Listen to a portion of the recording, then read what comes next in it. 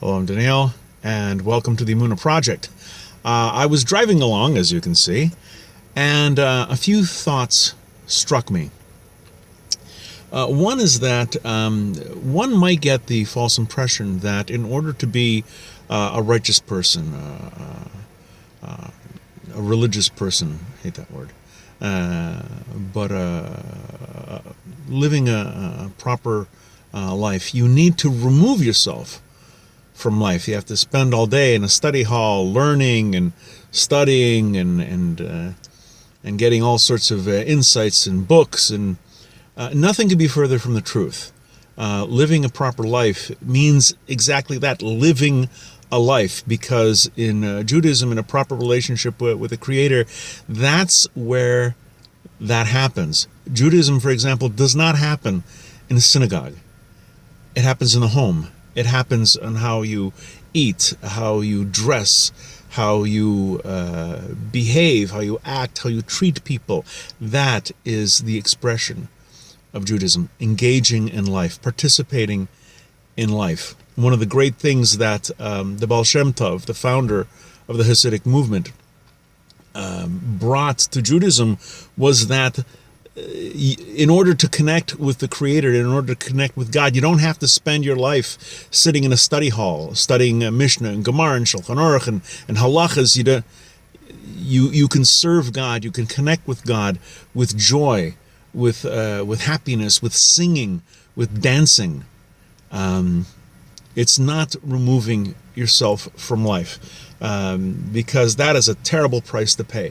A famous story is told of a meeting between the Vilna Gaon, great tzaddik, a great knowledgeable person, a Torah giant, and the Dubner Maggid. The Dubner Maggid was a guy who had a great insight into people, and his gift was that he was able to take sometimes very complicated and complex concepts and explain them by means of simple stories, fables, parables.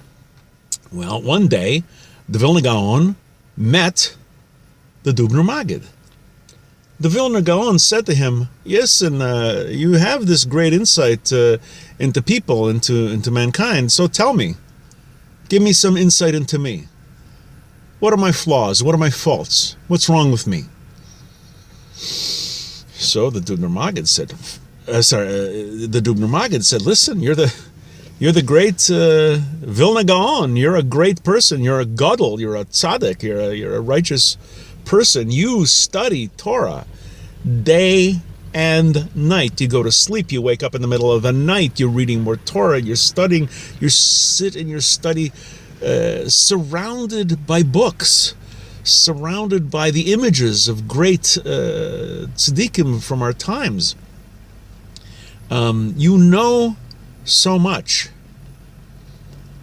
but I can't help but wonder, if you had to leave your study, if you had to walk to town, if you had to go to the marketplace and deal with people, ordinary everyday Jews, on a daily basis, making a living life, being knocked around by the trials and tribulations that buffet the average person, if you had to engage with life the way everyone else does, would you still be the Vilna Gaon?"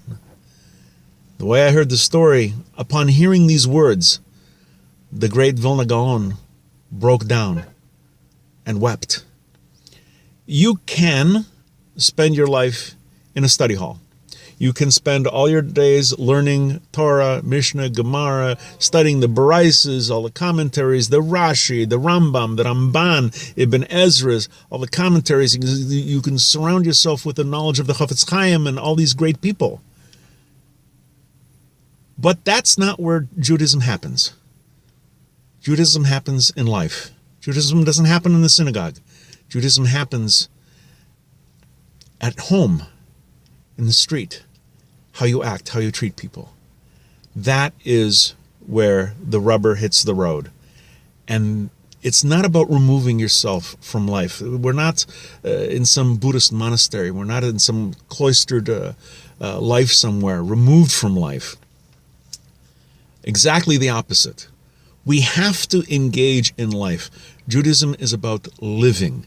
It's about taking whatever knowledge you have, and you have to learn, don't get me wrong, but taking that and applying it to your life, how you, in your relationships, with your family, with your children, with your spouse, with your fellows, with your colleagues, translating that and making it practical.